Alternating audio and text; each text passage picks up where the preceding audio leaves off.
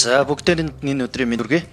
За сүүлийн үед би маш их ярьж байгаа 302 мянган төгрөгөөр хөгжлийн бэрхшээлтэй иргэнэ асарж байгаа гэр бүл 397 мянган төгрөгийн халамжийн тэтгэвэр авж байгаа энэ хүмүүсийн тухай ярьж байгаа. Өнөөдөр Монгол улсад амжиргааны доод түвшин Улаанбаатар хотод 497 мянга, бүсийн дундаж түвшин 487 мянган төгрөг байна.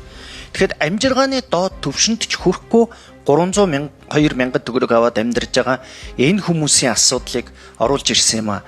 Энд нийт 212 мянган иргэний буюу Монгол улсын өрхөөрн тооцоолын 17 орчим хувь өрхийн асуудал явж байгаа. Тэгэхээр энэ асуудлыг та бүхэн минь дэмжиж өгөөч. Энд бол одоо ямар нэгэн тийм эсрэг юм байхгүй. Нэг тэр юунаас гарах нь тодорхой байгаа.